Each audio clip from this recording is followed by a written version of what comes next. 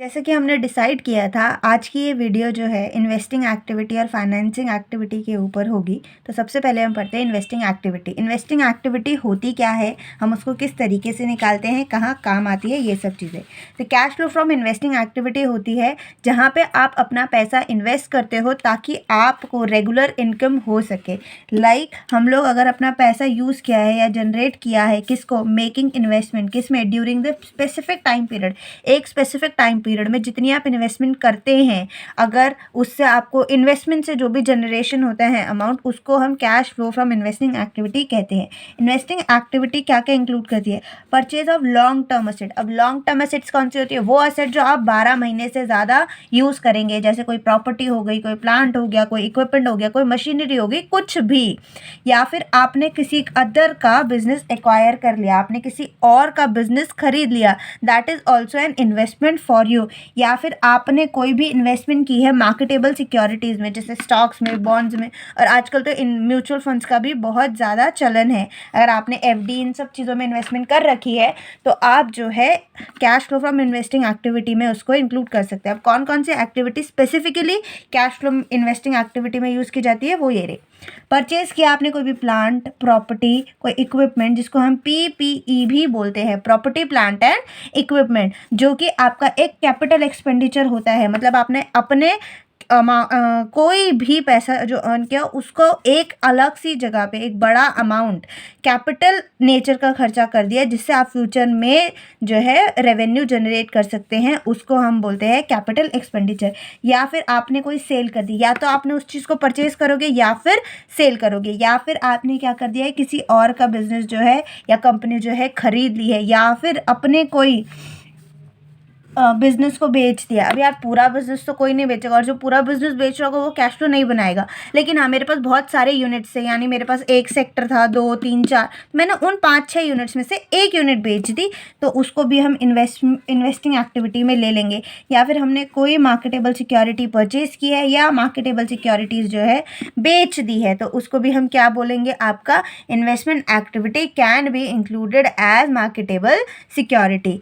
इसके अलावा बहुत सारे आइटम्स होते हैं जो लिस्ट किए गए हैं ऊपर, इनके अलावा भी होता है जो इसमें इंक्लूड किए जा सकते हैं। The only sure way to know that included in look balance sheet and analyse difference between non current assets over the 2 period. आप चाहो तो इस तरीके से भी दे सकते हो कि आपकी नॉन करेंट असेट्स कौन सी होती है? जो टेंजिबल फिक्स असेट्स हो गई, लॉन्ग टर्म बोरिंग्स हो, लोन्स एंड एडवांसेस हो गए, ये सब अगर ये 2 पीरियड के बीच में फ्लक्चुएट हुए हैं, वेदर इंक्रीज हुए हैं या फिर डिक्रीज हुए हैं, तो उसको हम यहाँ पे रिवैल्यूएट कर सकते हैं। और इसका एक स्पेसिफिक फॉर्मेट है, जैसे हमने किसका किया था ऑपरेटिंग का, उसी तरीके से इन्वेस्टमेंट एक्टिविटीज़ का भी फॉर्मेट है, तो इसी पर्टिकुलर अमाउंट फॉर्मेट में होता है। इसमें हम क्या क्या रखते हैं? इसमें हम रखते हैं डिविडेंड। आपको कोई रिसीव हुआ है तो डिविडेंड कब रिसीव होगा? जब आपने किसी कंपनी के शेयर परचेज कर रखे हो या परचेज कर लिए हो। कोई इंटरेस्ट आपको रिसीव हुआ है, इंटरेस्ट कब आपको रिसीव होगा? जब आपने किसी भी कंपनी के डिबेंचर होल्डर अगर आप हो, या फिर आपने कोई एफडी कर रखी है बैंक में, तो उससे आपको इंटरेस्ट रिसीव हो जाएगा।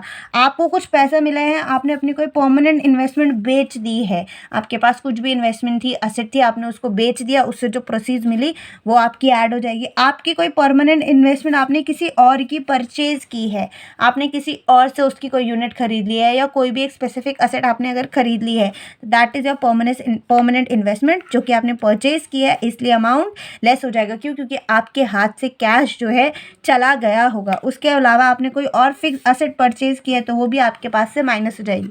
In simple way, if you by any non current asset that will be deducted from your net cash from investing activity, और वहीं अगर आप कोई सेल प्रोसीड्स करते हैं तो उससे आपके पास पैसा आएगा, इसलिए आप उसको कैश फ्लो में ऐड कर देंगे। और ये सारी एडजस्टमेंट करने के बाद आपके पास पड़ता है net cash flow from investing activities. इसके अलावा हम जानते हैं कि हमारे पास और भी एक्टिविटीज़ है, that is cash flow from financing activity, जिसको हम शॉर्ट फॉर्म में CFF भी बोलते हैं। Cash flow from financing activity क्या करता है? ये आपको बताता है कि आपका नेट कैश फ्लो जो है यूज़ किया गया है कंपनी के द्वारा वो कितना है।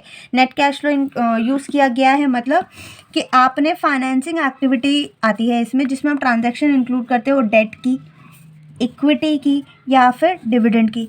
इक्विटी क्या हुआ, इक्विटी आपकी शेयर होल्डिंग जो होती है उससे रिलेटेड होती है। डेट आपका क्या हुआ, डेट आपकी जितनी भी बोरोइंग्स होंगी वो हो जाएगा। और इक्विटी के बदले में आप जैसे डिबेंचर्स के बदले में या फिर लोन के बदले में इंटरेस्ट देते हैं, हम इक्विटी के बदले में क्या देते हैं, डिविडेंड देते हैं, तो वो भी आपका एक फैक्टर बन जाता है।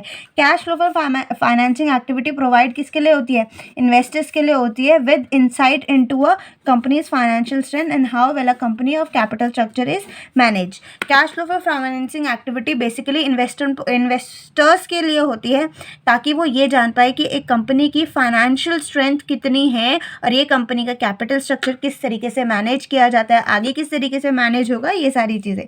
कुछ चीज़ें हैं जो इस पर पॉजिटिव जो है इम्पैक्ट डालती है, दैट इज़ अगर हम कोई कैपिटल इशू कर रहे हैं, वेदर इट इज़ इक्विटी और प्रेफरेंस, या फिर हमने कोई स्टॉक जो है बेच दिया है किसको, इन्वेस्टर्स को। अगर हम इन्वेस्टर को बेच रहे हैं यानी हम इक्विटी या फिर डिबेंचर्स इशू कर रहे हैं, तो वो भी एक फैक्टर बन जाता है हमारे पास पैसे आने का। बाकी अगर हमने किसी से बोरिंग डेट, हमने किसी से डेट उधार ले लिया, बैंक से लोन ले लिया, क्रेडिटर से लोन ले लिया, that is also an increase in financing activity. और हमारे फाइनेंस कैसे बढ़ सकते हैं, अगर हम कोई बॉन्ड इशू कर दे, किसको कर दे, डेट, दैट इन्वेस्टर परचेज।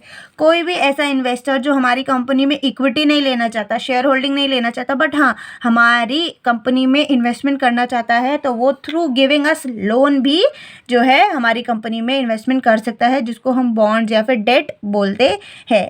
इसके अलावा कौन सी चीज़ है जो नेगेटिव वो देगी, अगर हम अपने ही स्टॉक्स को रीपर्चेज कर ले मतलब हाँ हम अपने स्टॉक्स को ओपन मार्केट में जाके परचेज कर सकते हैं, या फिर हमने किसी को डिविडेंड दे दिया, या फिर हमने किसी का जो लोन था वो रीपे कर दिया, या फिर हमने किसी को इंटरेस्ट की पेमेंट कर दी, तो ये सारी चीज़ें किस में आएंगी, फाइनेंसिंग एक्टिविटी में। एज यूजुअल हम जान चुके हैं कि इसका भी एक पर्टिकुलर फॉर्मेट है, पर्टिकुलर अमाउंट फॉर्मेट में ही होता है, बट इसके अंदर चीज़ें चेंज हो जाती है। जैसे net change in short term borrowing, अगर आपकी शॉर्ट टर्म बोरिंग्स में कोई चेंज हुआ है, वेदर इट इज़ इंक्रीज और डिक्रीज, उस हिसाब से आप प्लस या माइनस कर सकते हैं।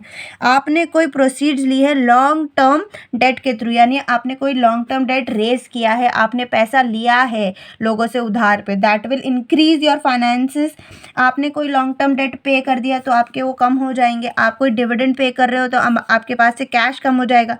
आप अपने कंपनी के स्टॉक दोबारा खरीद रहे हो तो आपके पैसे जो हैं वो कम हो जाएंगे। आप कोई और ऐसी फाइनेंसिंग एक्टिविटी करते हो जिससे आपके हाथ से पैसा चला जाएगा तो भी वो यहाँ से लेस हो जाएगा, और जो आपके पास बचेगा that is net cash used. अगर आपके पास नेगेटिव बैलेंस बचता है, कैसा नेगेटिव बैलेंस, तो हम यूज़ करते हैं कैश यूज्ड। और अगर आपके पास पॉजिटिव बैलेंस बचता है तो हम कहते हैं net cash from financing activity, कि हमारे पास फाइनेंसिंग एक्टिविटी से इतना आया। बट अगर ये नेगेटिव हो जाता है तो हम कहते हैं कि फाइनेंसिंग एक्टिविटी में इतना कैश यूज़ हो गया। आई होप आपको ये दोनों चीज़ें समझ में आई होगी। नेक्स्ट वीडियो जल्दी ही आएगी, तो स्टे ट्यून्ड।